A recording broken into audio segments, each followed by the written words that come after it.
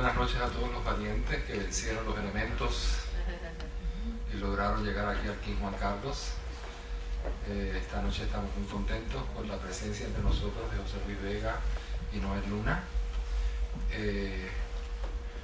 José Luis Vega es el director de la Academia de la Lengua en Puerto Rico, donde también dirigió el Instituto de Cultura.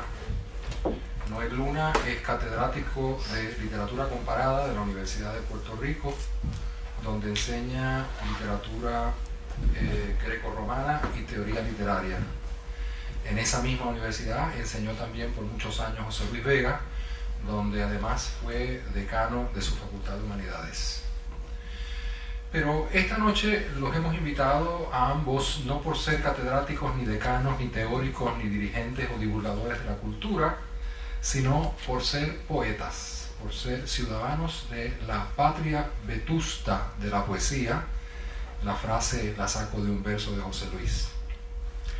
Aunque, o quizás porque se trata de poetas de generaciones distintas, me interesa sobre todo esta noche en la poética de ambos una intensa preocupación por el lugar de la poesía en el mundo de hoy. ¿Qué significa la poesía hoy? Y cuando digo mundo de hoy, me refiero sobre todo a ese mundo cuya prisión es precisamente el ahora, el hoy. El mundo que se cifra en el presentismo del consumo y en el dispendio del presente.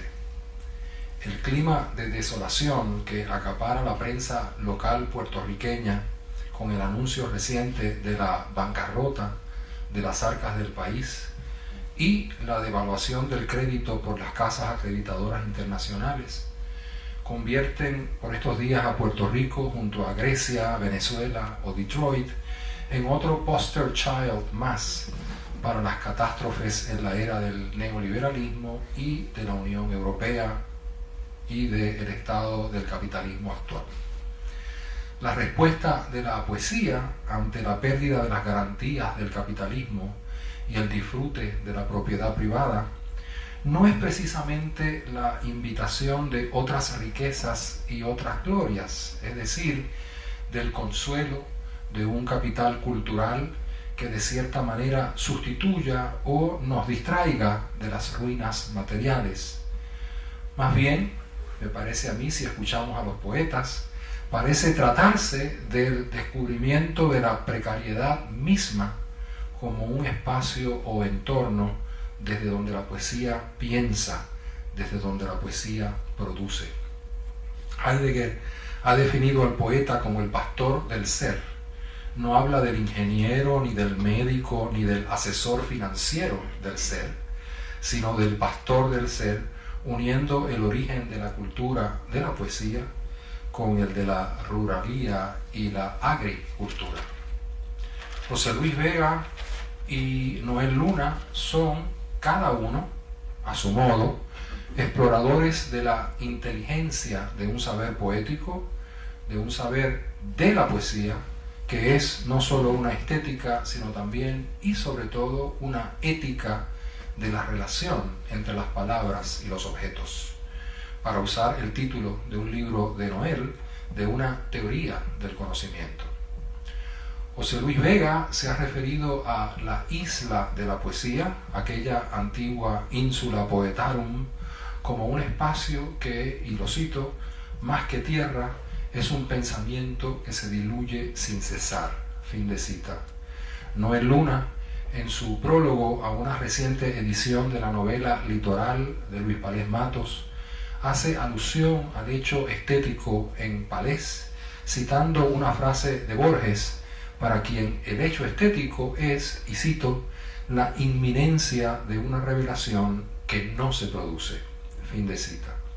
De uno de sus poemas de teoría del conocimiento, cito estos versos: detrás de cada signo y de cada emblema, un gesto, un labio roto se deshace, se quema. Fin de cita. La contundencia de este presente, transido de angustias, de promesas incumplidas, le cede el paso en estas poéticas a una extraña e incierta utopía que podría llamarse utopía de las cínsoras, para aludir al título del último libro de José Luis, que se llama a sí mismo, Cínsoras. Una cínsora en el español puertorriqueño es una lejanía, una ínsula extraña y antigua. En Teoría del Conocimiento, de hecho, Noel Luna nos dice en uno de sus versos, y cito: cada palabra es un país remoto. Decir que la utopía proviene de un lugar antiguo y remoto, ajeno y lejano, es aprender a pensar el futuro supuesto de las utopías como una revelación tan incierta como inminente, que no se produce todavía y que atraviesa el presente y lo desdice con toda su prometedora carga de potencialidades. Y es en esa terra incógnita, entre las islas en quiebra y las islas de las cínsoras, que los dejo con los versos de José Luis y de Noel. En esta nevada noche neoyorquina, desde los tristes trópicos, conversemos con la inteligencia de la poesía.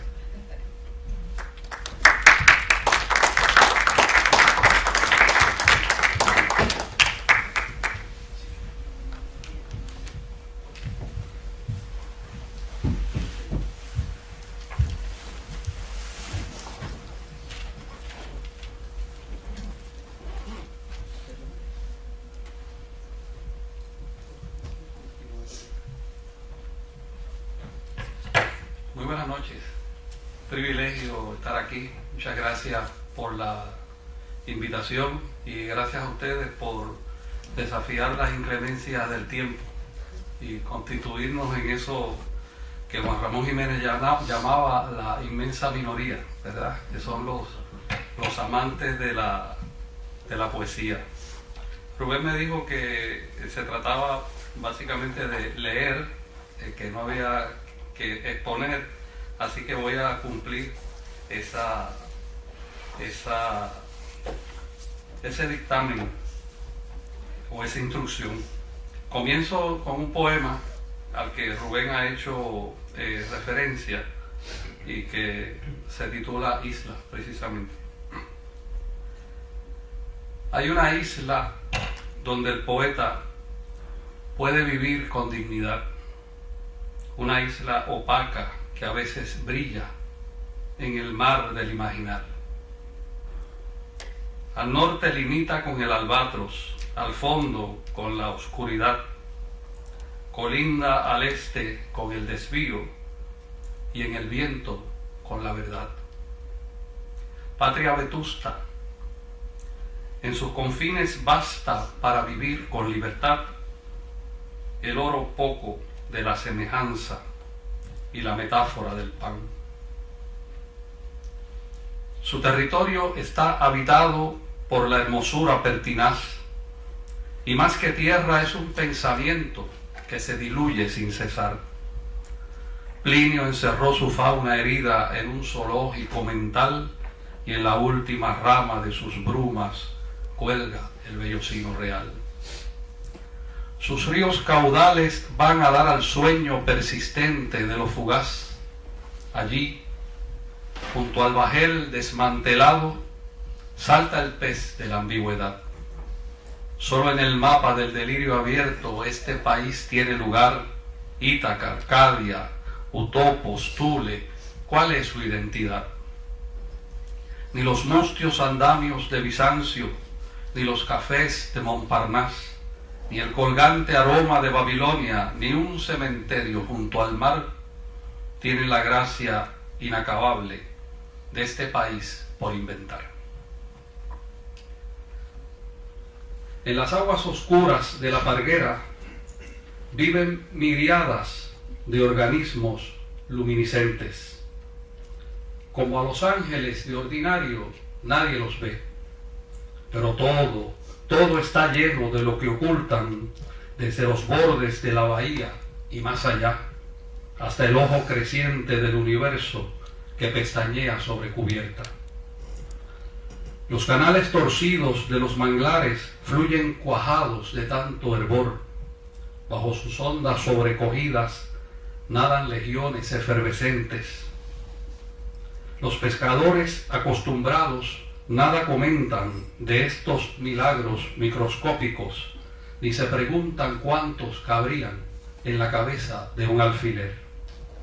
Pero cuando las luces de las casas y las tabernas laten sin luna al descampado, si una mano revuelve las aguas negras, si un cuerpo grácil o torpe cae en ellas, o una lancha las corta con su proa, ocurre que lo oscuro se ilumina y el vacío revela su materia incandescente.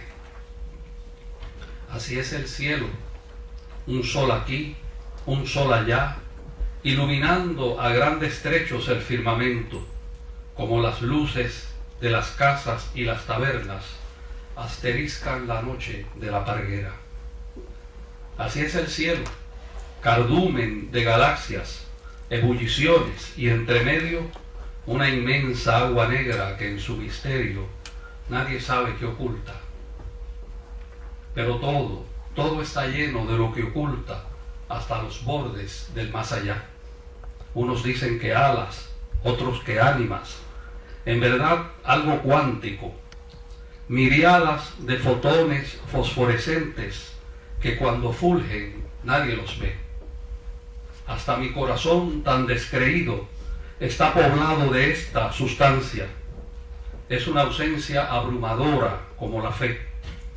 Si una mano de cálculo la revuelve, o un cuerpo vivo o muerto cae en ella, si un caronte la surca con su barca, ocurre que el oscuro se ilumina y el vacío revela su materia incandescente.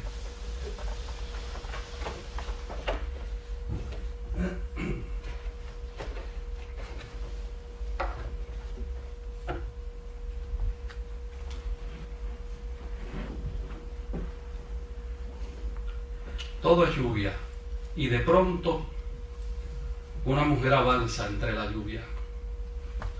Sortea cada bache con breve pie de pájaro aterido, peinados contra el frío los cabellos, la falda entre sus muslos amparándose. Avanza contra un fondo lluvioso de paredes, el fuego del relámpago, el trueno la apresuran.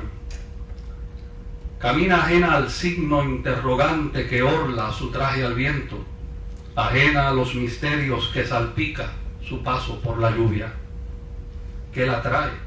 ¿Qué la lleva? ¿De qué rayo procede su energía? ¿Su nombre en qué aguacero? ¿Su rostro en qué llovizna? ¿Qué amada voz, qué urgencia? ¿Hacia qué oído los golpes de sus tacos se deslizan? Amparada en la flor de la sombrilla cruza, es lo único vivo en la muerte interina de la lluvia.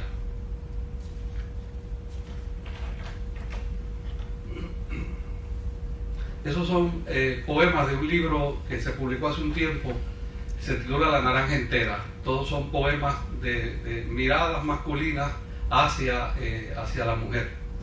Este se titula Modigliani. Una muchacha hermosa como una línea recta, desnuda como una línea recta, de espaldas como una línea recta, sencilla y desatada como una línea recta, recién lavada y suave como una línea recta, dormida oscuramente como una línea recta. De esa misma serie, muchacha que se despinta al borde de la cama. ¿Me dice? Sí. Tú me dices. Sentada al borde de la cama, la muchacha se despinta las uñas que se vuelven color de la acetona, brillantes, inocentes, color de que nada ha sucedido. Está sola en un cuarto sin lámpara y pende la bombilla con halo de manzana original. Se ha frotado los labios que se vuelven color de espejo roto, con un poco de crema y de nostalgia, se despinta los párpados, la voz que se le espesa, color del otro día.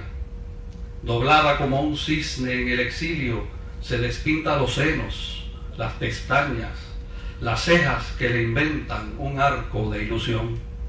Está sola en un cuarto rodeada por motas de algodón multicolores, triste como en un cuadro de Renoir. Cuando ala el cordón de la bombilla, el mundo se despinta por completo.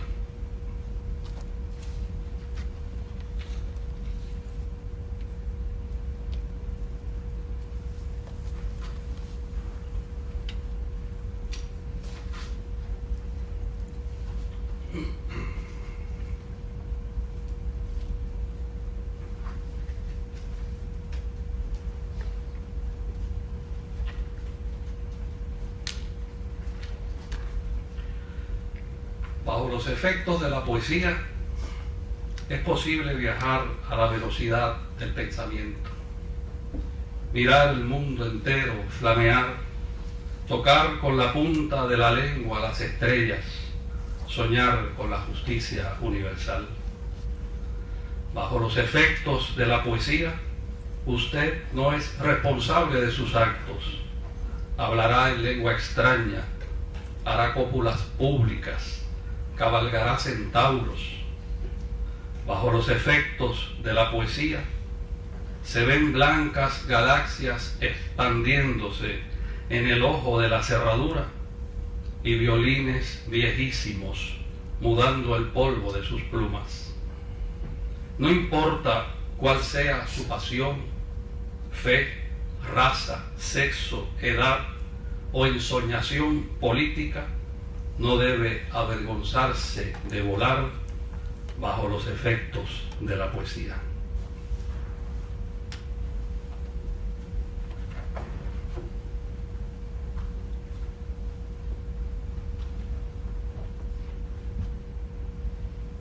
Este es un poema dedicado al tema del ritmo poético, representado en un deambulante de estos que van por la ciudad, durmiendo en las calles y recogiendo los trastos que encuentran a su paso. En Puerto Rico casi siempre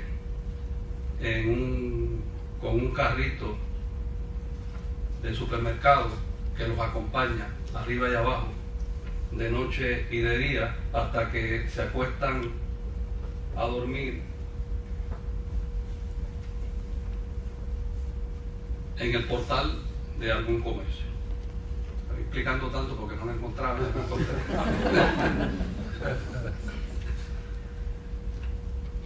El ritmo es un Dios que acarrea su coche. El ritmo es un Dios que acarrea en su coche los fragores del mundo. En la noche lo escucho recogiendo los ecos aplastados, los ayes de las flores decapitadas en las trastiendas de las floristerías. Cojo, tuerto, renqueante, con cuerno de azucena pegado a las orejas, deambula corcovado preguntando a las cosas qué dijeron, al viento su mensaje, al fuego por su nombre, al agua su asonancia y a las bolsas echadas a morir en los portales su voluntad final, antes de que los emisarios las recojan y callen para siempre. Escucho su carruaje metálico rondar por las esquinas, detenerse a besarle la boca al zafacón llena de solfa, al radio desvelado consolarlo en su estática, prestarle a las sirenas los primeros auxilios, atenderle al reloj su taquicardia, al timbre su obsesión, al neón su compás, hasta escuchar la música la música que corre por las venas ocultas de las cañerías al oscuro albañal que es el morir, con la solicitud domiciliaria propia de las deidades en desuso, el ritmo levanta cada cosa, la mira, la sopesa, le pone al corazón su oreja atenta y no se oye. Yo creo, ¿verdad?, que con eso dejo acá al amigo Joan Luna, que le toca su ronda.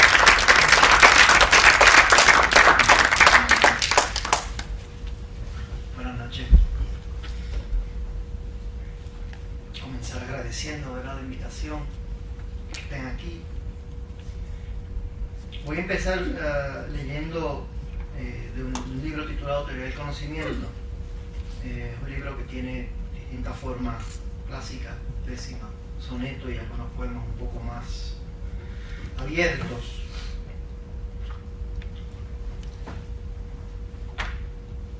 Teoría del Conocimiento.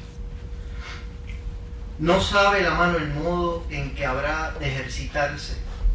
Busca el cuerpo en que apoyarse y se inclina sobre el codo izquierdo. De pronto todo cobra el aire de ocupar justo el tiempo y el lugar que secretamente invoca. El espíritu y la boca se echa entonces a cantar. Segura la mano avanza y al momento retrocede, ya que el número no alcanza, ya que el ritmo no concede sino débil semejanza. Avanza la mano y vuelve por sus pasos, se devuelve al confuso laberinto de la voz que en lo indistinto de su canto la resuelve. Ignora la mano cuando el motivo ha de buscarse, o si el mismo va a mostrarse donde quiera, procurando que lo oculto vaya dando su metal a los sonidos y que colme los sentidos con su ritmo de tal modo que no quede ni un recodo de silencio en sus tejidos. Teme el cuerpo larga espera y se inquieta vanamente. Voz oculta y persistente, poderosa, persevera poco a poco, toda entera. Nada, nada. Solo el eco profundo de un golpe seco que del alba hasta el ocaso fue buscando abrirse paso y ha encontrado al fin el hueco. El otro que hay en mí viene a buscarme. Susurra sus secretos en mi oído. Me habla de la muerte, del sentido oculto que al final ha de fundarme. El otro llega, expone su cuchillo al dorso de mi mano, que lo mide con la fatalidad que nada impide pensar como lo eterno y lo sencillo. El otro me sumerge en noche oscura y eleva en leve clave la voz clara, variando el aura efímera en segura canción, cual si en un caracol sonara. Su voz conjura y dice la potente mordida seminal de la serpiente.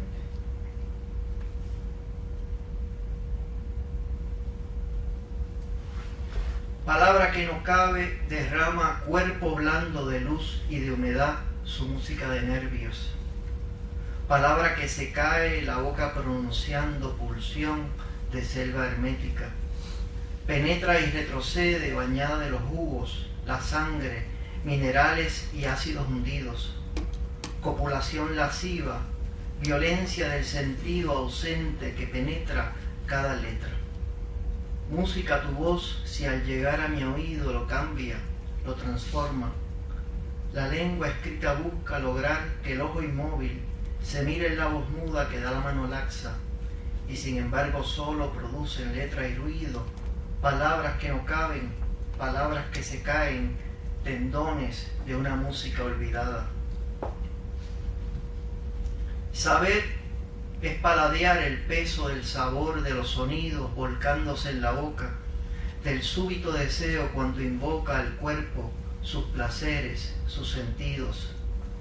Saber es penetrar, dejarse penetrar en el momento en que ha retrocedido la carne en busca de otro fundamento, arcano mar de veces conocido.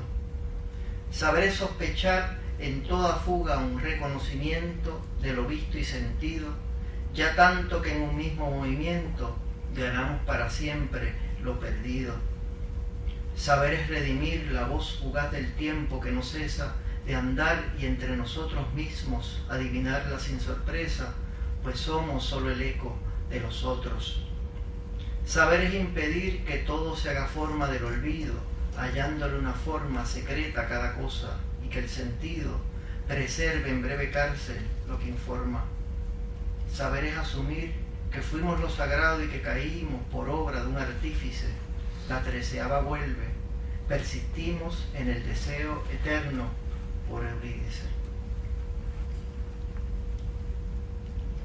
Sea la carne el camino de mi conocimiento, música cayendo de golpe en mis oídos, lámparas de fuego quemándome los ojos, y rompa en el silencio su voz diciendo el quién, el dónde, el cómo, el cuándo, el qué, el por qué de esta vuelta al inicio de mi casta de polvo.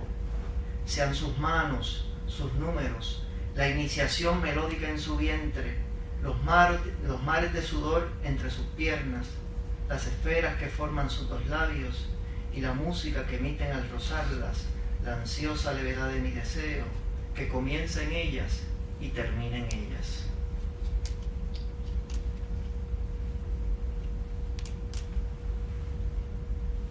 Untada con la sangre del fruto que hace al orto su tempestad nutricia, su alimento viscoso, lava ardiente, coagulado en sordos grumos ciegos de silencio, desesperadamente está mi boca. Desesperadamente está la lengua de mi boca y la vocal prolífica en mi boca, tu peso exacto, tu sabor diciendo, tu púbico el tremendo derramarse de un agua de origen y ceniza. Untados del deseo que intenta ejecutar la negación del hijo, mis labios, mis dos belfos en la hijada descomunal penetran, se reparten sanguinolentos restos del nonato.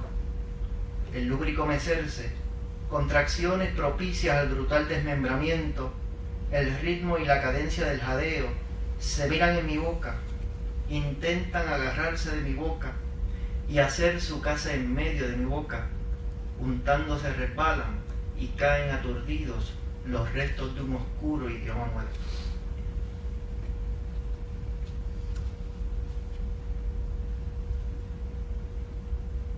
Abre el hierro en su contacto un efluvio rojo y denso que semeja en su descenso lo anterior a todo tacto. Cada gota es el exacto signo oculto de algo oscuro, ya en el vientre, ya en el duro costado, ya en la tibieza de una mano que tropieza a la sombra de un conjuro. A la sombra de un conjuro la herida figura el trazo de la sangre y el zarpazo graba un pétalo en el muro. El cuerpo siente inmaduro cómo va poblando el ojo de la muerte, tanto abrojo, tanta espera y tanto ruego, para el fin sentir el fuego devorando su despojo. Devorando su despojo se la pasa el tiempo mudo, sobre un cuerpo ya desnudo que no clama un nuevo antojo. Ya el metal abrió el cerrojo que guardaba el aposento de la parca. En el violento suceder de noche y día, la carne se vuelve impía, promesa que lleva el viento. Promesa que lleva el viento la palabra y sus recintos, de cuchillos indistintos se deshace el fiero acento. La tierra reclama el lento descenso de la ceniza, y del polvo en que se iriza esa llama abrasadora, que a sí misma se devora y a sí misma se eterniza.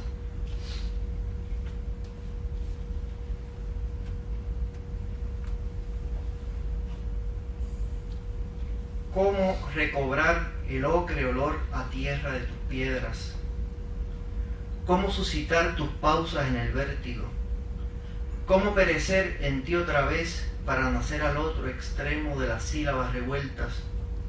¿Cómo mutilar el hueco que dejaste y luego darlo al fuego? ¿Cómo penetrar y darse a penetrar por las formas oscuras que tal vez no te pueblan? ¿Cómo adivinar que has roto la espiral de despedidas que en ti son más que tú? ¿Cómo destejer y tejer en tu cuerpo las guerras incesantes que me habitan? ¿Cómo hallar el hilo entre tantas paredes indistintas? ¿Cómo comenzar y culminar en ti, en el declive exacto de tu espalda, en el azar seguro que formara el surco que incesante las rubrica? ¿Cómo ahogarse en el vaso de tu desbordamiento? ¿Cómo armar el piélago de inacabadas islas en tu océano roto? ¿Cómo conjurar las voces de tu voz para volver por siempre a disiparlas? ¿Cómo apalabrar los nombres que hay en ti y lo que en ti persiste de innombrable? ¿De qué modo agotar esta muerte sin fin, esta muerte sin ti? ¿Cómo profanar la ubicuidad sagrada de tu ausencia? Gracias.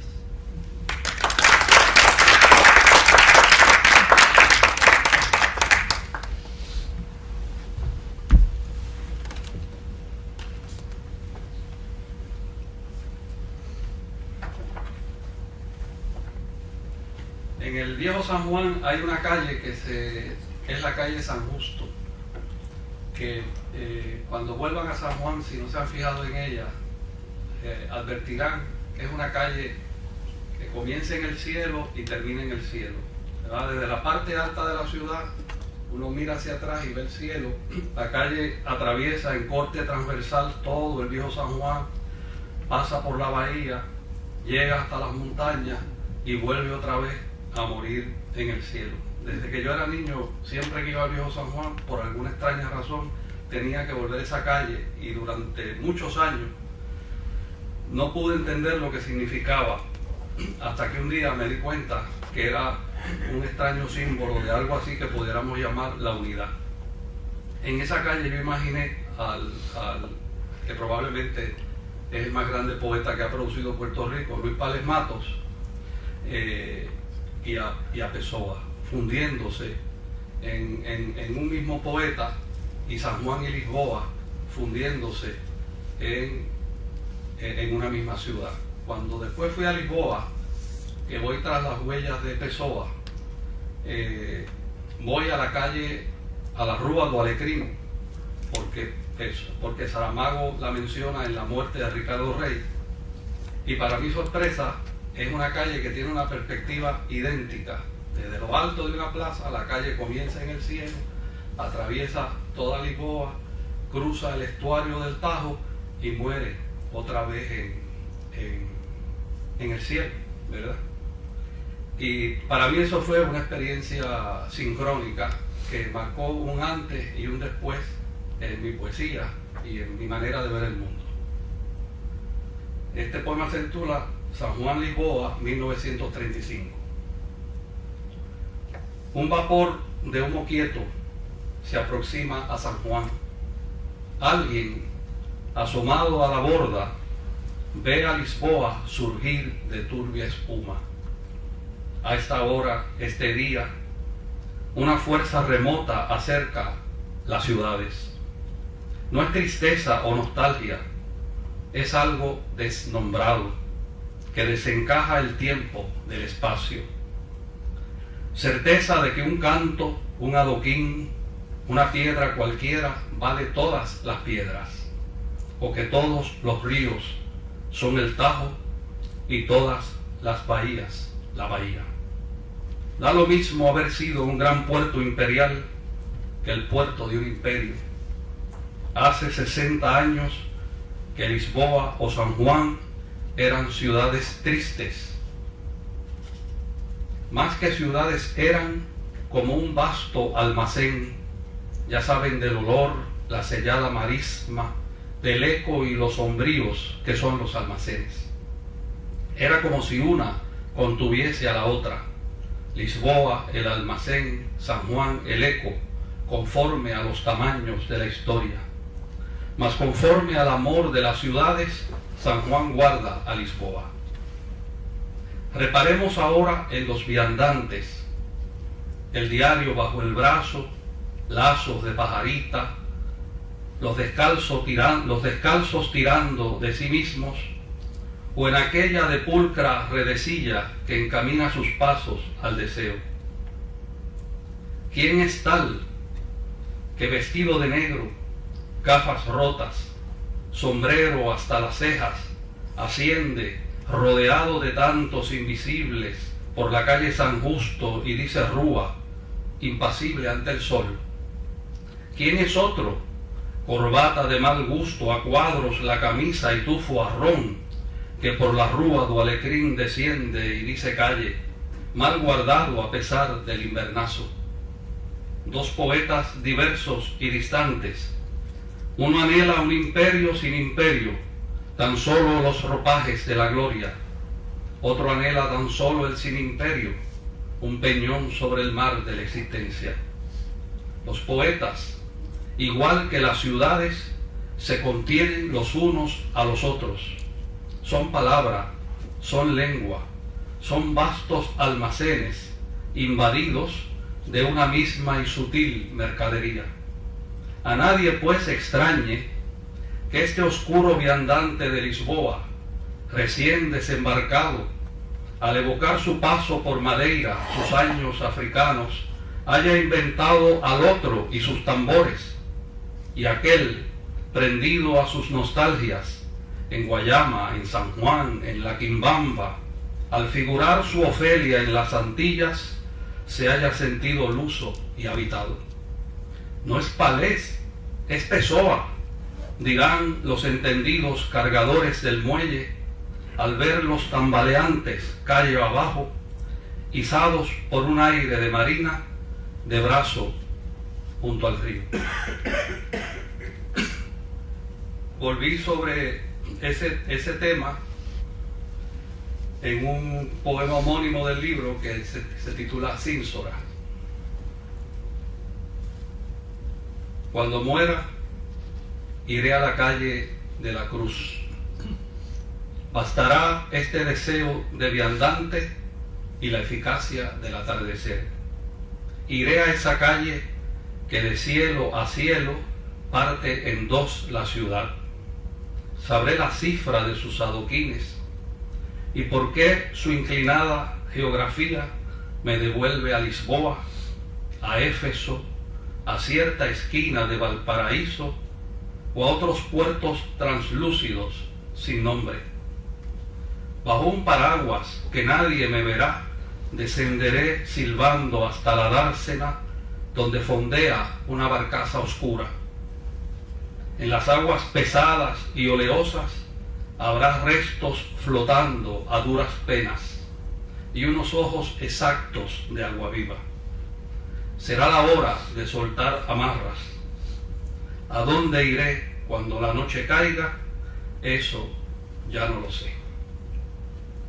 El dato curioso es que yo cuando escribí este poema creía que lo había ubicado en la calle San Justo, porque era la calle donde yo quería ir cuando me muriera. Sin embargo, el poema dice: cuando muera iré a la calle de la cruz. Yo me di cuenta que había sido un lapsus, ¿verdad? Y luego me doy cuenta de que si pongo la calle San Justo se afecta la rima del poema, de modo que estaba atrapado. Así que fui al viejo San Juan y fui a la calle de la Cruz, y afortunadamente, aunque de manera no tan espléndida, tiene exactamente la misma perspectiva que la calle San Justo. De modo que para los grandes poetas, Pessoa y Palés, pues la San Justo. Pues yo me conformo con la calle de la Cruz. Voy a leer ahora unos poemas de un libro inédito que probablemente se titule Música de Fondo. Y básicamente es un libro sobre el lenguaje. Hablaba yo con Noel hoy cuando veníamos hacia la ciudad, de que el olvido en que ha caído la poesía tiene que ver muchísimo con el desprestigio y la intrascendencia de actitud hacia el lenguaje. Hay perdonen que tú no querías que hablara mucho, pero hay cosas que tengo que decir. Yo creo que ha sido una tragedia la manera como se mal ha comprendido la proposición de Saussure de que el lenguaje es arbitrario, de que la relación entre significado y significante es arbitraria.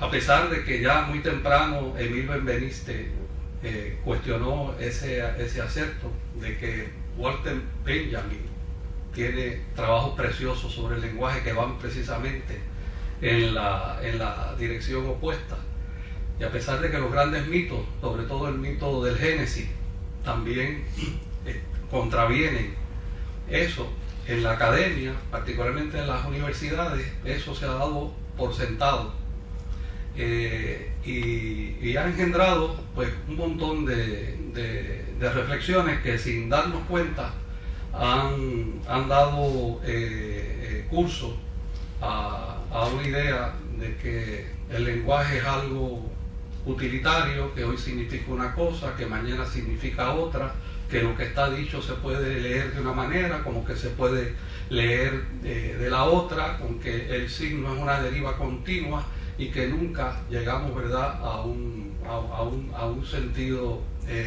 definitivo. En la restitución de la necesidad del lenguaje le va la vida a la poesía, y le va la vida al pensamiento, y le va la vida a la literatura, porque de lo contrario se nos convierte en mera artesanía, en actividad lúdica, en juego verbal, ¿verdad? Entonces, con eso yo he estado trabajando últimamente, primero como una intuición y luego pues de manera más reflexiva. Hay un poema que es el que le da título a ese posible libro, que se titula precisamente Música de fondo. Algo que no se oye suena al fondo de todo. Una palabra, un logos, un ruido de oro cósmico. Y yo casi lo oigo, no por santo, ni loco, ni filósofo. Lo oigo como un sordo que en un bar ebrio y solo escuchara de pronto la música de fondo.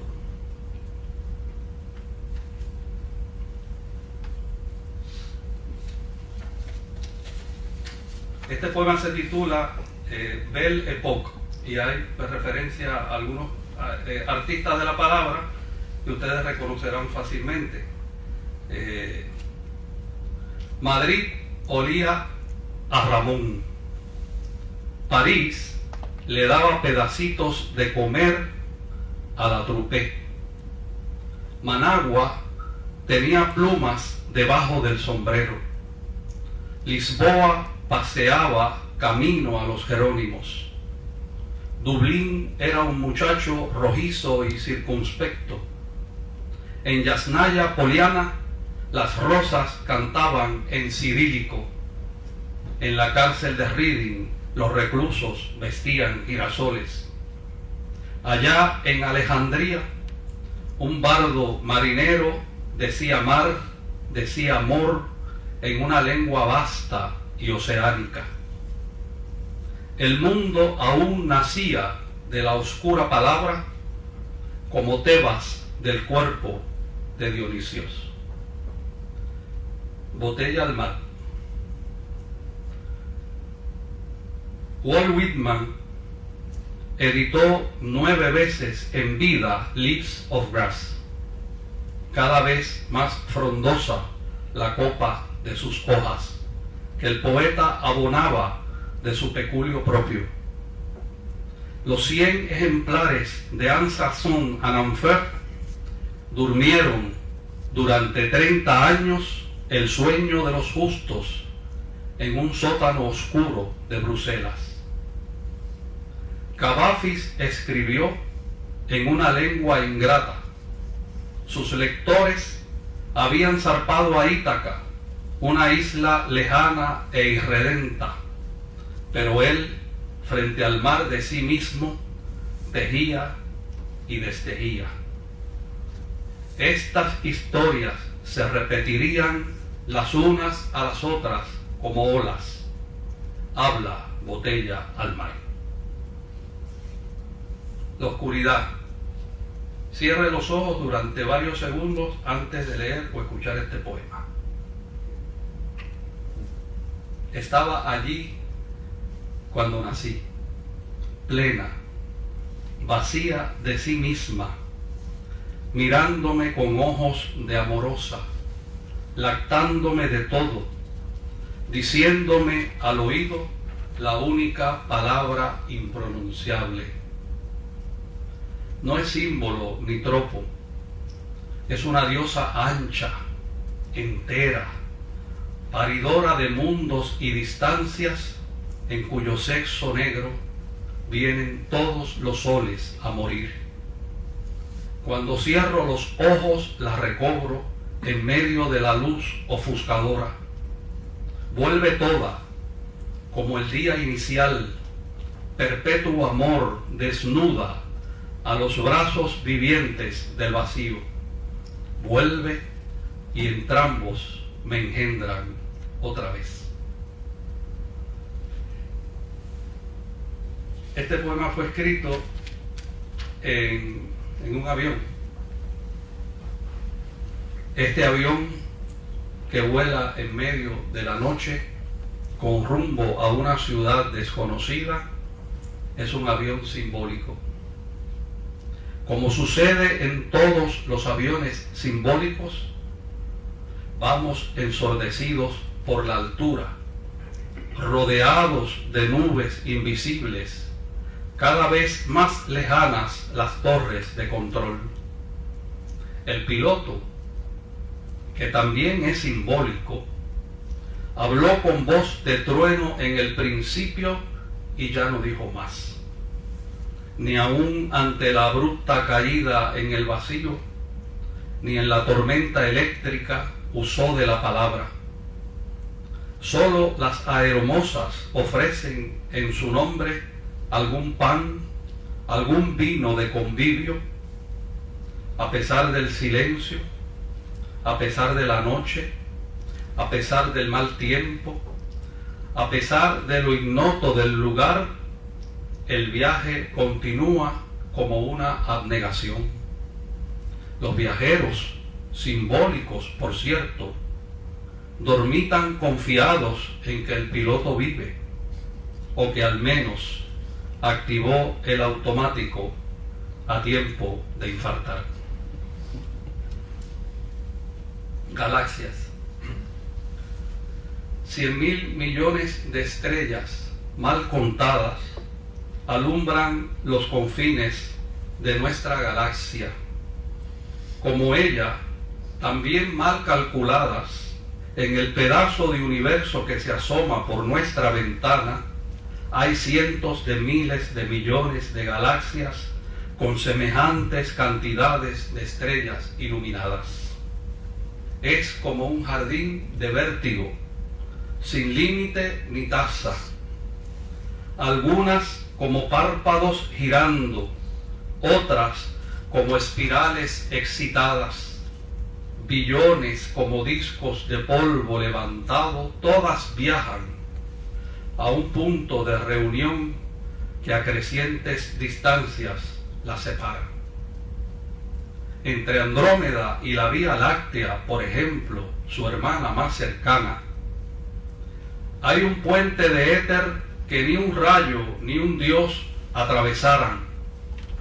Un puente tan inmenso que ni en 2.000 millones de años un águila de fuego ni un lampo de relámpago lo conquistaran. Aunque lucen tan bellas, la luz que las difunde como una gran metáfora solo alumbra una décima parte de la masa de amor que las ampara.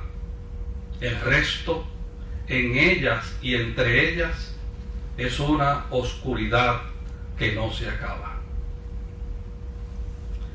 Y termino con un poema dedicado al ruiseñor, ese viejo tema milenario del ruiseñor, ese patrón de la poesía que lo ha sido durante milenios y en todas las lenguas. Cuando el ruiseñor canta en un árbol del bosque o la ciudad, en polvo o esplendor, aunque nadie lo escuche, perdido su mensaje en ruido o soledad, no importa su color tan mal mezclado, aunque entone maltrecho de plumaje, aún es bello su canto.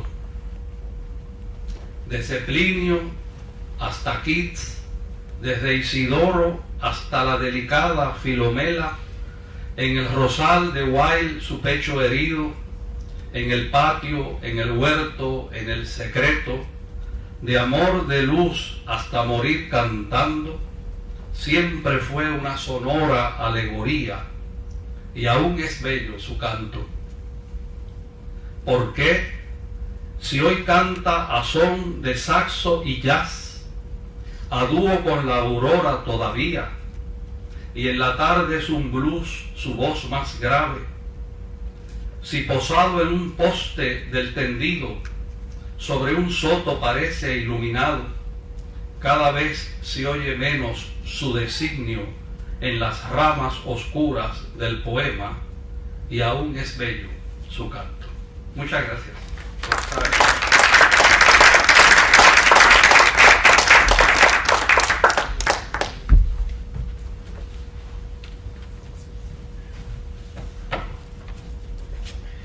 Les voy a leer ahora unos poemas de mi último libro titulado La Escuela Pagana, y voy a hacer una breve explicación de lo que van a escuchar, porque es una antología que yo hice de poemas helenísticos, escritos aproximadamente entre el siglo IV a.C. y el siglo X.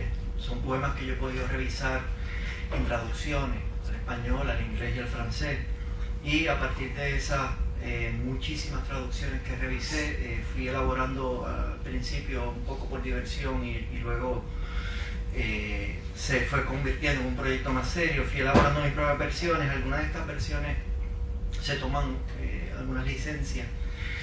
Los autores de estos poemas, a pesar de que se consignan los nombres en la antología griega, ¿verdad?, que es un texto que contiene más de 4.000 epigramas, son autores realmente conjeturales, se sabe un poco de ellos, y yo en el libro consigné, digamos, la autoría. Sin embargo, digamos, es mucho más un libro de Noel Luna que un libro de poesía antigua, y voy a leer una selección de este libro. Comienzo con algunos poemas de la primera sección del libro, titulada Arte Poética, y los títulos son míos. Elogio del silencio. De todas las cosas que aprende el humano, callar es sin duda la más importante. Sino que pregunten al sabio Pitágoras, dotado orador, enseña a no hablar. Quien guarda silencio conoce un antídoto, fenómeno para la intranquilidad. Elogio del refrenamiento. Que no escape de mi boca la palabra que no debe. Que mi lengua selle un pacto de silencio oportuno. Vale más ser avaro con la voz que con todas las riquezas de la tierra. Arte poética. Este es un poema de Calímaco, de uno de los pocos poetas de esta antología que sí se conoce bastante. En Montaraz cacería, Artemisa va al acecho de antílope y gacelas. Solícita cazadora, soporta nieves y heladas a la saga de sus huellas. Si alguien grita por aquí, cayó inerme bestia herida, Artemisa no la presa. Semejante, mi deseo persigue lo que se escapa, desprecia lo que se entrega. Elogio de Erina. Aunque pocos y breves los poemas de Erina son de un ímpetu divino. Su acento se renueva en la memoria, las sombras de la noche no la ocultan. Al tiempo que montones de poetas recientes, palabreros y prolíficos nos damos a la infamia o al olvido, la lírica de Erina permanece. Mejor que los chillidos de los cuervos, colmando el aire de anodino escándalo, el noble canto efímero que el cisne entona en el momento de morir. La 10ª musa, a Safo. Saludos, viajero, que pasas al lado de mi sepultura. No digas que yo, la lírica Safo de Lesbos, morí. Efímeras manos humanas hicieron mi efímera tumba. Labores mortales devora las horas que borre el olvido. Si acaso juzgaras mi ser por el don de las 9 musas, a cada una de ellas dedico una flor en mis 9 libros. Sabrás que escapé de donde muy pocos humanos escapan, y al lúgubre imperio mortífero a salvo mi fama supera. No habrá un solo día que no se recuerde mi nombre inmortal. Recuérdalo, amigo, soy Safo de Lesbos, la 10ª musa. De la sección Aviso de incendio. Inicio por Eros. Inicio por Eros mi ruego, que encienda de amor a los jóvenes, que el hondo deseo impregne de ardientes sonidos mi verso. Un perro del infierno. Se dice que aquel al que haya mordido un perro rabioso contempla al querer mirarse en el agua al fiero animal. Rabioso sin duda, colmillos amargos me clava el deseo, devasta mi mente al envenenarla de ansiosa locura. No veo en el agua salada del mar, ni veo en el río, ni veo en mi vaso de vino, sino tu imagen amada. Recuerdo de Libia. Recorro mi jardín en plenilunio. Perdón, empiezo otra vez. Recorro mi jardín en plenilunio. Recorro mi jardín en plenilunio. El puerto mira al mar y a las estrellas. El mismo mar en calma que me trajo ya no me tornará a mi Alejandría. Mis noches están llenas de su olor. El aire trae su aroma y su frescura. Y a veces imagino que ante mí sus calles se abren cálidas y mansas. Partí hace mucho y casi ya lo olvido. ¿De quién será mi viejo domicilio? ¿Con quién se acostará esta noche Libia, a cuyo cuerpo siempre veneré? Palpita aún en mí con suma gracia su adolescente ánimo, su boca rozándome la piel, el tintineo sonoro de sus rítmicas pulseras. No acepto que envejezca como yo. Los dioses me la vedan, solamente el sueño me devuelve aquellas horas para que inscriba aquí su resplandor.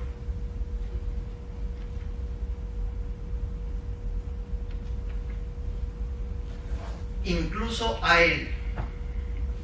Los tonos de estos poemas son muy diversos. Hay poemas eróticos, hay poemas admonitorios, hay poemas insultantes. Es realmente una escuela de tonos y de voces. Incluso a él. Este fulano de tal, don nadie, un mentecato, un pelagatos, míralo bien. Incluso a él, un pobre diablo, alguien venera.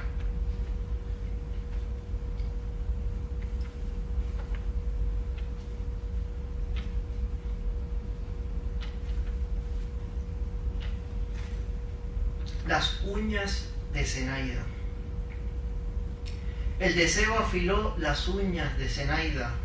Su mínimo arañazo te llega al corazón.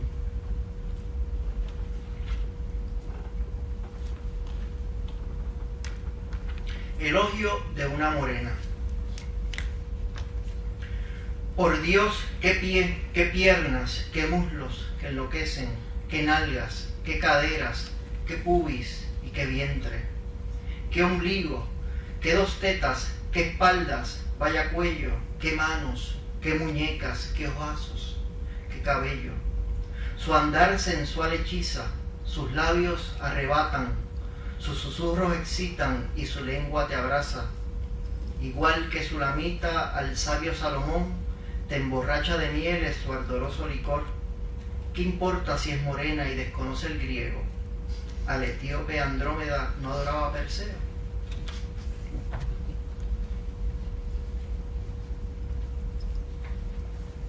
De la sección donde hubo fuego. Justicia poética. Sirvió entre ricos del todo ignorado. Jamás le ofrecieron ni un vaso de agua. Ahora que ha muerto es dueño y señor de polvo y ceniza, igual que un magnate.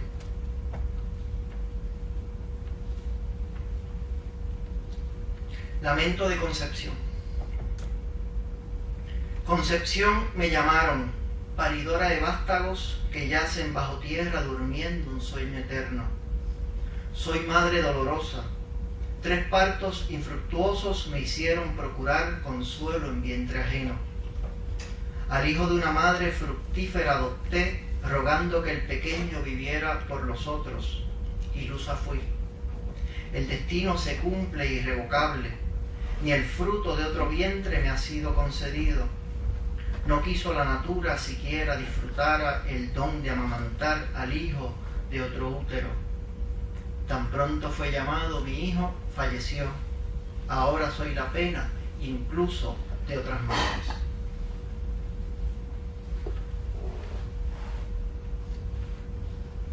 De la sección Por la selva de símbolos.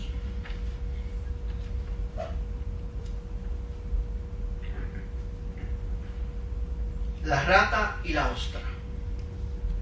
Omnívora rata, hambrienta y glotona, recorre la casa en busca de sobras. Con ojos alertas divisa una ostra tan fresca que tiene abierta la concha. La rata se acerca y muerde ilusoria carnaza de tierna barbilla jugosa. Tan pronto el hocico husmea en la ostra, lo atrapa de golpe su cóncava concha. Presiona el molusco herméticas valvas, cerrando con brusco reflejo su trampa. Brevísima cárcel le trajo la suerte, siniestra la rata, herida de muerte.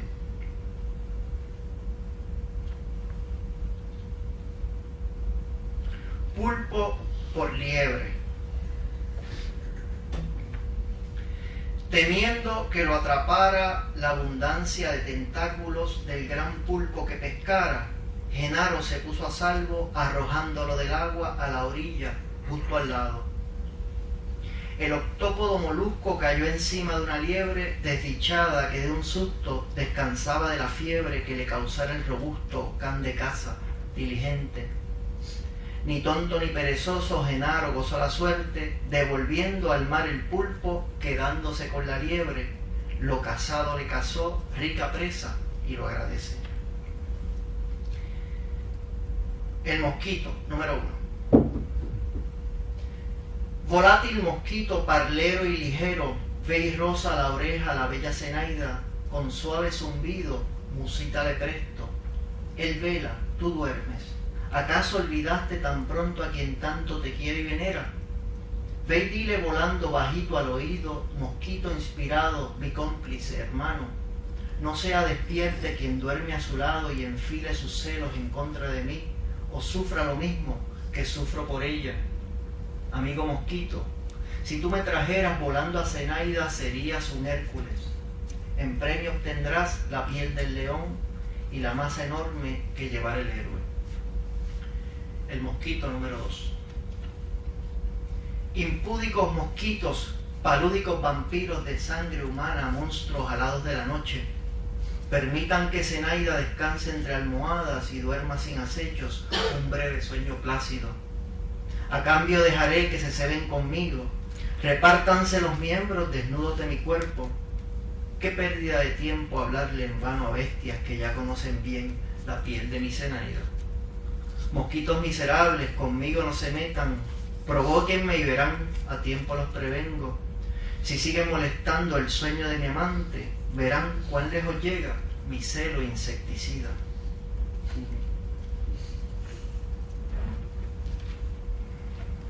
Finalmente, de la sección La paja en el ojo, el poema El Invicto. No, realmente este es el penúltimo. Ni uno de mis rivales me llega a los tobillos en cada competencia del duro pentatlón. Ninguno se ha caído de boca tan ligero en los 200 metros lisos, ni ha corrido en la pista los 1500 metros planos tan lentos como yo. En el tiro del disco jamás estuve cerca de alcanzar a los otros, y en el salto con pértiga no pude ni elevarme del suelo lo más mínimo. Un manco me supera lanzando jabalinas. La quíntuple contienda me otorgó indiscutible primacía. Fui el único que fracasó en los 5 eventos, y por mucho. Y para terminar, elogio de la embriaguez. ¿Quién soy para quejarme de mi suerte? ¿No se volvieron agua y sal apenas idilios superiores a los míos? ¿Acaso desdichados más ilustres no fueron humillados donde piso? Ni sus nombres siquiera recordamos.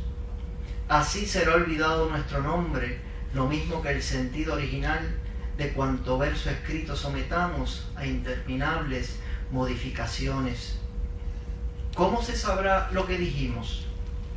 Desventurado aquel cuya palabra no permanezca intacta en lo cambiante, aquel de cuya vida y cuya obra no pueda hacerse un cuento con la gracia de los relatos de los marineros. Olvida el infortunio que sufriste y escribe encomendándote a la noche. Embriágate brindando por las luces celestes que alumbraron los caminos amargos que recorres, por la insigne memoria de anteriores caminantes que exceden tu valía y perecieron, por todo lo que un día rescataron de la desidia y de la destrucción. Gracias.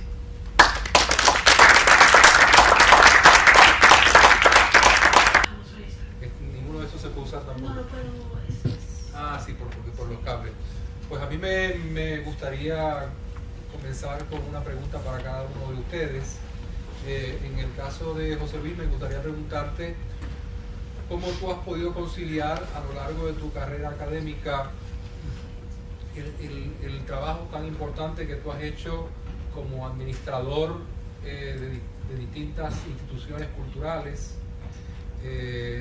con el trabajo del poeta. ¿Cómo tú has podido defender, vamos a decir, la disciplina del poeta en el medio de una carrera que te llevó a dirigir el Ministerio de Cultura de un país, la Academia de la Lengua, la Facultad de Humanidades, que en la Universidad de Puerto Rico es del tamaño de muchas universidades pequeñas? Que nos hablaras un poco de esos dos sombreros que tú has llevado a lo largo de toda tu vida adulta como profesor y como poeta. Y para Noel, me gustaría preguntarte, Noel, uno de los versos que leíste en uno de tus libros dice que somos un eco de los otros, que parece ser un verso que va en contra de cierto individualismo que tiende a caracterizar una buena parte de la sensibilidad contemporánea, ¿no? Ese énfasis en la persistencia del otro, en lo que uno piensa que es más íntimo. Y como este último libro tuyo resulta que es más que una mera conversación con poetas de la antigüedad clásica, sino que más bien es como una suerte de traducción, ¿de qué modo eso tú dirías que funciona no solo en este último libro, sino en tu actitud ante la escritura como tal?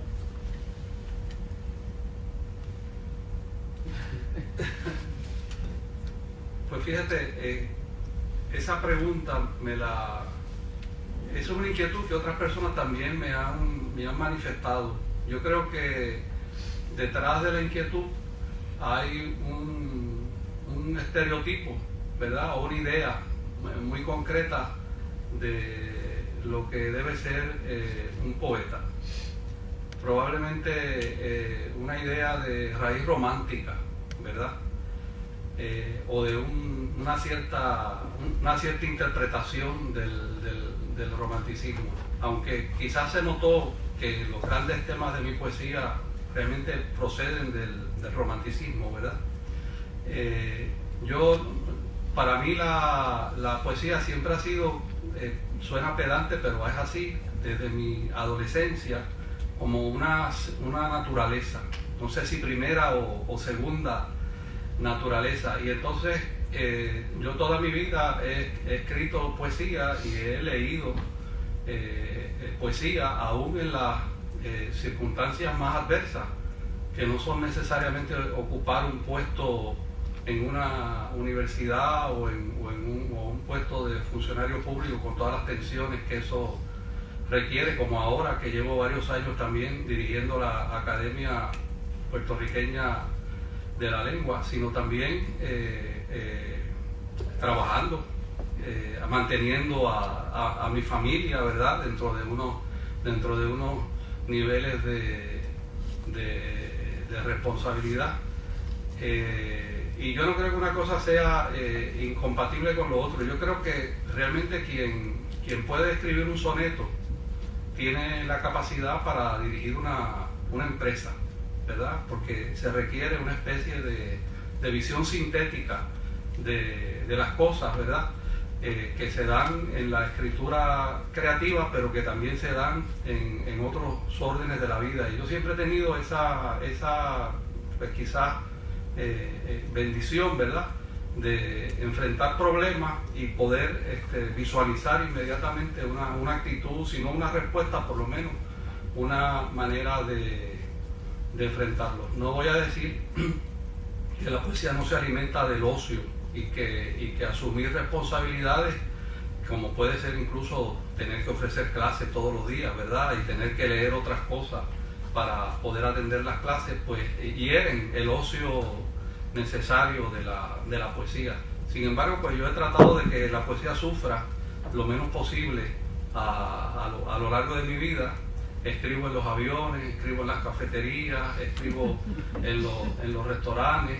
No me puedo dormir si no leo por la noche un poema, ¿verdad? Me desvelo si no me acerco a un texto poético o a un texto relacionado con la preocupación poética que en ese momento tengo. Y pues he logrado conciliar una cosa con la otra porque nunca he tenido la necesidad de proyectarme como un poeta maldito, como un poeta trágico, ¿verdad?, como un candidato al suicidio o algo por el estilo. Sino sí me doy cuenta que los temas que he ido tratando son más o menos los mismos temas que me asaltaron en mi adolescencia por distintos caminos, y que son unas especies de intuiciones y de obsesiones y de cosas a las cuales uno vuelve. Tan pronto pude, pues dejé los trabajos, ¿verdad? Yo después de cuando cumplí 60 años ya me retiré por completo de todo, y tengo que admitir que han sido años también de plenitud. Ahora juego al golf y escribo poesía y hago otras cosas también, pero nunca he visto eso como un conflicto. Yo sí creo que el artista no tiene excusa para no tener también una actitud de compromiso ético ante el mundo. Y veo a tanta gente, a veces que ni siquiera son artistas, huyendo de responsabilidades. Tú lo sabes en las universidades, el que no quiere dirigir un departamento, el que no quiere asumir un reto, porque está escribiendo y está investigando, y pasan los años y uno nunca se da cuenta de lo que está escribiendo y qué es lo que está investigando. Pero yo creo que pues no hay que coger el arte, ¿verdad?, como un pretexto para no cumplir con unas responsabilidades en el momento en que uno siente que debe hacerlo.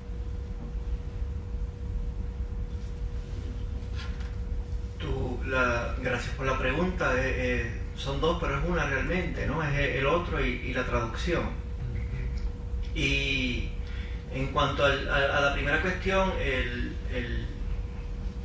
verso que citaba, ¿no? No somos sino el eco de los otros, para mí tiene resonancias éticas, evidentemente, y resonancias que tienen que ver sobre todo con el presente, pero también con el pasado, con la relación con lo que llamamos tradición, que siempre es una palabra tan traicionera en la medida en que sugiere una actitud pasiva frente a ella, ¿no? La tradición es algo que se inventa constantemente, es un campo de batalla y hay que reinventarla. Y en ese sentido a mí, como escritor, siempre digamos, mi interés por la tradición va mucho más allá de meramente de la lectura. Tiene que ver también con una forma de incorporar textos en mis propios textos, con las citas, con las alusiones a obras precedentes, que a veces rozan con el plagio. Entonces, en ese sentido, ¿verdad? Para mí, yo me desarrollé primero como poeta propiamente lírico, y la escena, digamos, elemental, más básica de la escena de la poesía lírica, ¿no? El encuentro entre ese tú y ese yo, para mí siempre ha sido una especie de laboratorio para pensar no tan solo lo erótico, lo poético, sino también pensar eso como un espacio ético y político, ¿no? Entonces, y también nociológico, ¿no? De ahí el título de mi libro, El conocimiento. Así que ese diálogo para mí con la tradición siempre ha sido importante, con algunos poetas. En cuanto al asunto muy vinculado a esto de qué es la escuela pagana y cómo podemos trabajar con la palabra tradición al referirnos, traducción, al referirnos a ese libro, en todo caso hablaría de una traducción creativa, pero ni siquiera me atrevo a utilizar la palabra traducción, a pesar de que en la elaboración de los textos yo fui, digamos, compilando las múltiples traducciones que encontré de estos textos, y las fui leyendo con mucho cuidado. Desconozco el griego, y por lo tanto este es una especie de ejercicio melancólico, ¿no? Un objeto que siempre está más allá de las posibilidades. Intenté, dentro de lo posible, y sirviéndome de traducciones, de permanecer lo más cerca posible de aquello que las traducciones me dictaban, pero es cierto que gran parte de la frescura de estos poemas que yo decido, digamos, trabajar, tiene que ver, creo yo, con la capacidad de buscar equivalencias en la cultura contemporánea, en la lengua. Gran parte de las muchas traducciones al español o al inglés sobre todo al español, que se pueden revisar, son traducciones de carácter erudito y académico, que a menudo carecen de gracia poética, ¿no? Es un poco distinto el caso de inglés. En inglés hay una abundancia de traducciones tanto eruditas como artísticas de este acervo que se vincula bajo el título de la antología griega. Entonces yo decido realmente trabajar en este proyecto en un momento en que quería cambiar de rumbo como poeta. Estaba buscando de alguna forma, digamos, no anular lo que había hecho previamente, sino salir un poco del espacio más típico de la lírica, e intentar trabajar con tonos distintos, con tonos, digamos, que se alejan de la apología o del homenaje. En eso esta poesía es muy rica, y la verdad del caso es que siempre recordaba, mientras iba haciendo el libro, un verso de Julia de Burgos, ¿verdad? De quien se cumplen 100 años este año, que dice que uno en el otro encuentre su voz propia, ¿no? Y para mí siempre mi trabajo con la poesía, en este caso vinculado a la traducción, pero en otros libros vinculados sobre todo a la lectura intensa de ciertos autores, ha tenido que ver con eso, ¿no? Con el intento de dialogar efectivamente con otras voces.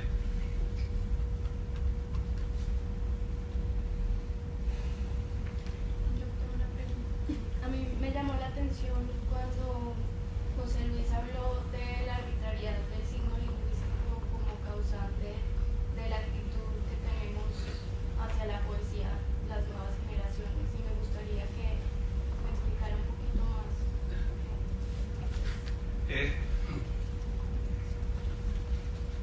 Eso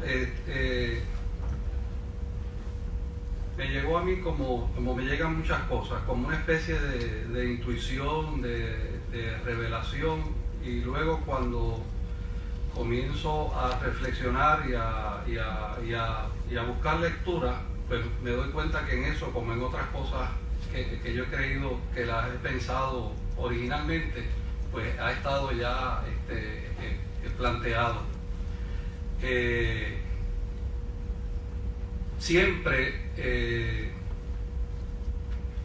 Siempre se creyó que había una relación de necesidad entre el lenguaje y el mundo.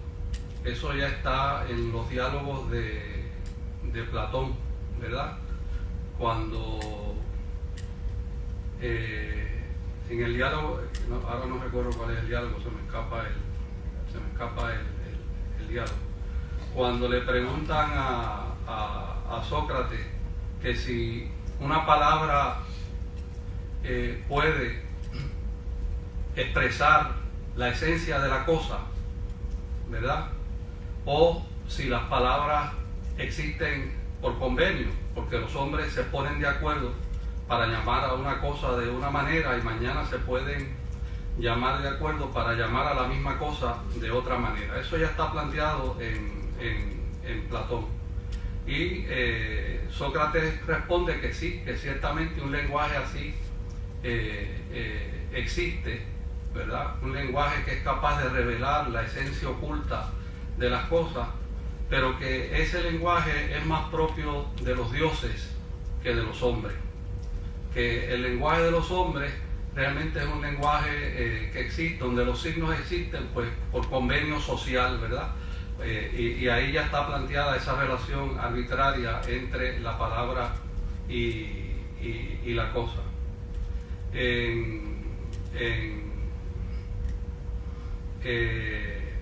Walter Benjamin, que parte de una tradición judía, ¿verdad?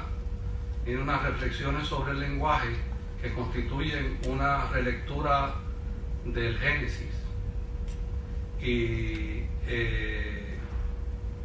señala que lo propio de la naturaleza, lo propio del mundo, es que nos quiere hablar.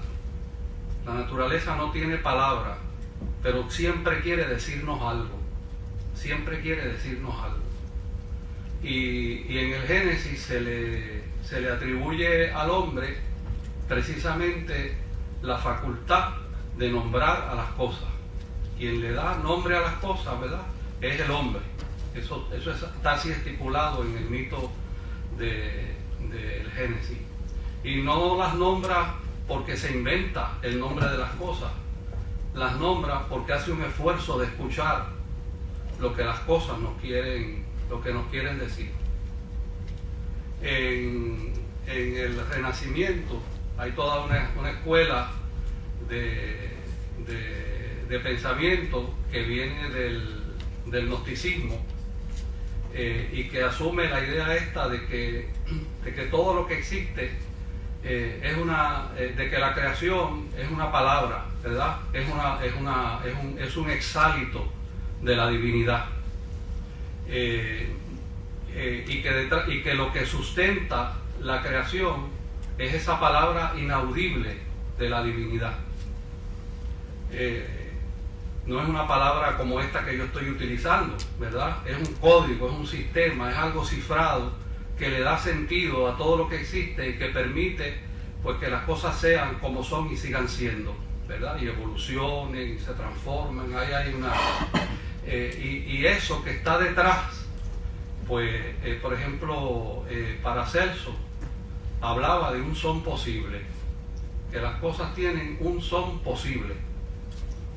Está ahí, que lo están pronunciando todo el tiempo. Y que el hombre, dotado de la gracia, ¿verdad?, es capaz de escuchar ese son posible en algunos momentos privilegiados. De modo que pues se trata en el fondo también de una concepción muy moderna, ¿verdad?, de que detrás de todo lo que busca posiblemente la física teórica, la cuántica, detrás de todo hay un lenguaje que el científico cuántico quiere revelar por medio de sus cómputos, etcétera, que el poeta y el artista quiere revelar de otra manera. Y eso ha sido una concepción fundamental en el arte occidental, desde la antigüedad hasta el romanticismo, ¿verdad? Y posteriormente todavía los grandes poetas alemanes y franceses, Baudelaire, Verlaine, en Alemania Rilke, Hölderlin, todos de alguna manera son herederos de esa larga tradición. esa concepción se quiebra. La modernidad plantea una ruptura radical de esa idea de la relación del lenguaje con el mundo. Cuando se proclama la arbitrariedad del signo lingüístico, Walter Benjamin dice que las cosas devienen mercancía, ¿verdad? Porque para Benjamin el mito siempre es eterno. El mito del Génesis no se agota en un momento dado, sino que el mito vive permanentemente. Y esa ruptura entre el signo y entre la cosa y la palabra, por decirlo de esta manera, ¿verdad? Convierte a la cosa en mercancía.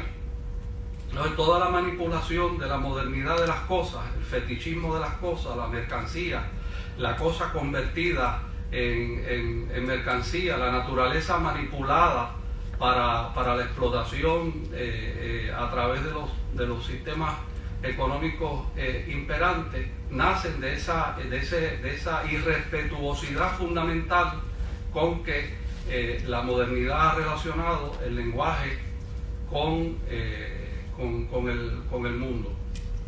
Ferdinand de Saussure, en su curso de lingüística general, establece eso, que es como la regla de oro de la lingüística moderna y que todo el mundo repite como papagayo, ¿verdad? Es como si fuese un axioma de certidumbre total, y está ya en los libros de textos de escuela, de los niños de escuela, ¿verdad?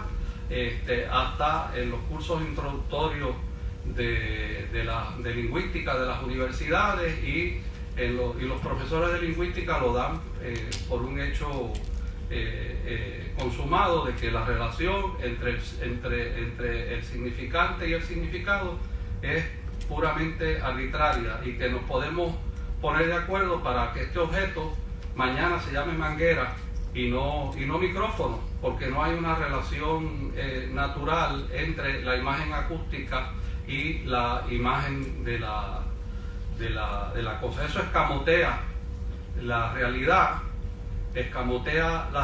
que todos nosotros vivimos y sentimos, que existe una relación necesaria entre las palabras y las cosas que las palabras designan, ¿verdad? Cuando nosotros decimos árbol, o cuando en inglés alguien dice tree, pues siente que hay una relación de necesidad, y esa necesidad no se percibe desde el punto de vista de la lingüística moderna, de modo que el lenguaje entra en una zona de arbitrariedad. Eso fue lo que dijo Saussure en un curso que anotaron sus discípulos y que después lo publicaron como nota. Pero para la misma época que Saussure dictaba ese curso, estaba trabajando unos textos que él llamaba anagramas.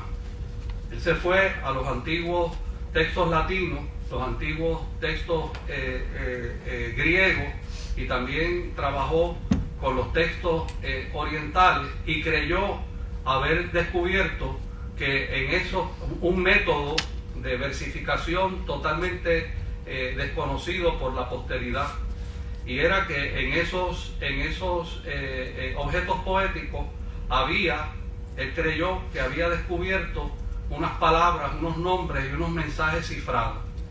Casi estaba trabajando como un cabalista, ¿verdad? Buscando el nombre de las cosas dispersas en unos determinados textos. Y a veces él decía que ese poema decía Zeus, o que decía Minerva, o que tenía una ley. No es anagrama en el sentido como nosotros lo entendemos hoy, sino que había una forma cifrada, misteriosa, con que el poeta antiguo, tanto el oriental como el occidental, se acercaba al texto poético. Y por un lado, en el curso de lingüística general parece, según su discípulo, que dijo lo que dijo, y por otro lado estaba buscando las palabras ocultas en textos antiguos.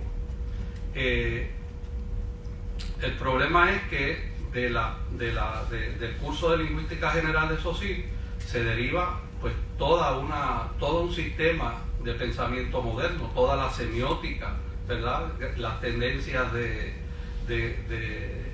crítica literaria, la idea del texto como placer, que yo lo leo y me da gusto que significa esto y mañana significa lo otro y para lo otro significa... Entonces, todo eso produce una actitud de arbitrariedad, una actitud de no pertenencia, una actitud un tanto festiva, ¿verdad?, hacia el lenguaje y hacia la manifestación literaria del lenguaje, que es lo que ha caracterizado gran parte de los acercamientos a la literatura.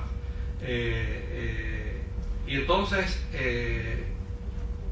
si una sociedad, si un poeta, si un escritor no parte de una actitud reverente hacia el lenguaje, ¿verdad?,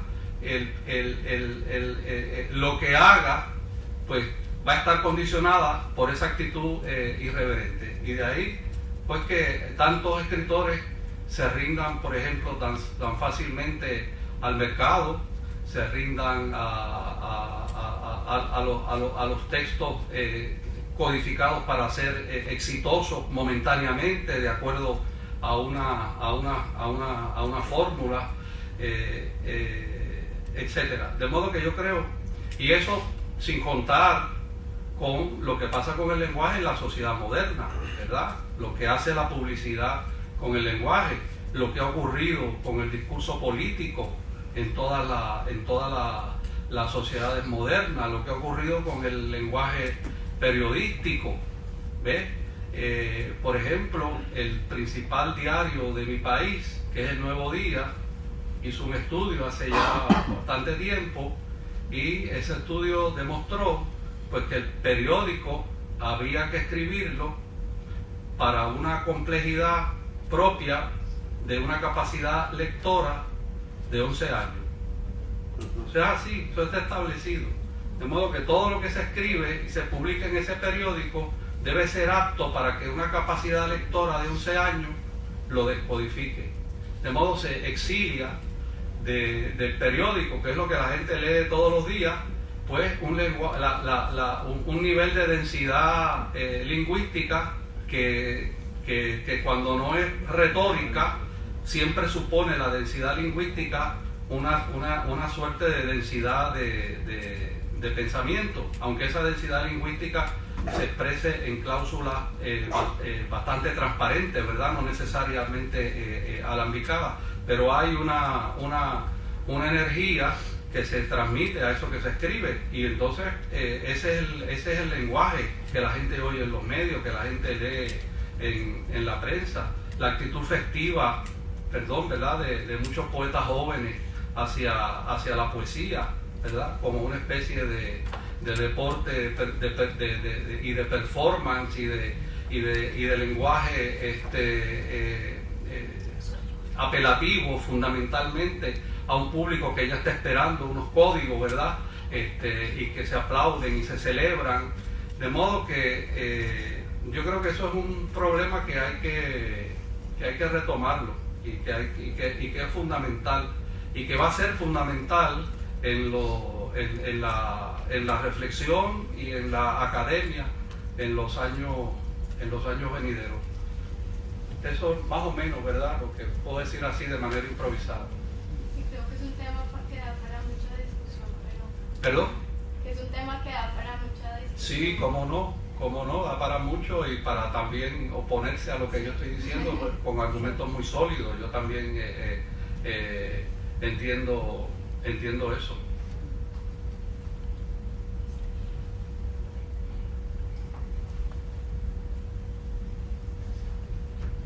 Bien, pues vamos a tomarnos un vinito afuera. Eso está bueno. Así que muchísimas gracias a todos.